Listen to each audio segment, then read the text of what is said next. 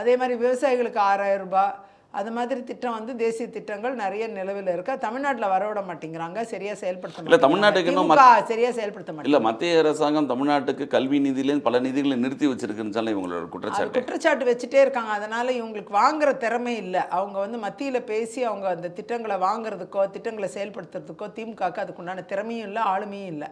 அதனால அவங்க ஆட்சியை நம்ம மாற்றணும். திமுக ஆட்சியை மாற்றி அதிமுக ஆட்சியை கொண்டு வந்தால் அதுக்குண்டான திறமை வரும், அதுக்குண்டான ஆளுமை வரும். அவங்க மத்திய ஆட்சியோட இணக்கமாக இருந்து எல்லா நிதிகளையும் பெற்று தமிழ்நாடோட வளத்தை பெருக்குவாங்க, மக்கள்கிட்ட கொண்டு சேர்ப்பாங்க, நிறைய நிதிகள் மக்கள் கையில் இருக்கிறதுக்கான சாத்தியக்கூறுகள் ஏற்படும். ஸோ இது எல்லாத்தையுமே அதிமுக ஆட்சியில் வரும் பட்சத்தில் தான் இது வாய்ப்பு.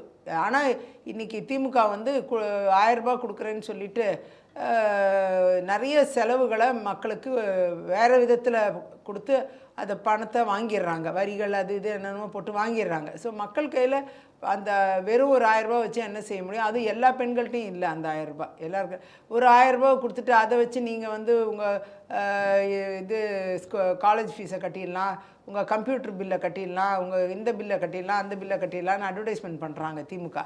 ஆனால் வந்து எந்த பில்லையும் கட்ட முடியாது. ஒரு 1000 ரூபாய் வச்சு வீட்டில் இருக்கிற கணவரே வந்து 5000 ரூபாய்க்கு குடிச்சிட்டு வந்துடுவார். அடுத்த இன்னொரு 5000 ரூபாய் பில்லு கட்டியே போயிடும். 10,000 ரூபாய் வரைக்கும் குறைஞ்சபட்சம் ஒரு வீட்டுக்கு செலவு வந்துடுது. அரசு மூலமாகவே அந்த செலவு வருது. அப்படிதான் அதை பார்க்க. டாஸ்மாக் அதிமுக காலத்தில் தான் ஆரம்பிச்சது. அது நீங்கள் வந்து திமுக மேலே மட்டும் நான் குற்றம் சுமத்துறோம். போன 5 ஆண்டு காலம் இருந்தது. ஆனால் அம்மையார் அவர்கள் உயிரோடு இருந்தப்போ நான் வந்து ப்ரைவேட் மெம்பர் பில்லை எடுத்துகிட்டு வந்தேன், தனிநபர் மசோதா கொண்டு வந்தேன் சட்டசபையில். அந்த டைமில் வந்து அம்மையார் அவர்கள் அதை 500 கடைகளாக ஒவ்வொரு ஆண்டும் குறைப்பேன்னு சொல்லி 1000 கடைகளை மூடினாங்க. எனக்கு கொடுத்த உத்தரவாதத்தின் அடிப்படையிலே அவங்க மூடினாங்க. அப்படி நாம் அந்த விஷயத்தை நம்ம பெருமையாக தான் பார்க்கணும்.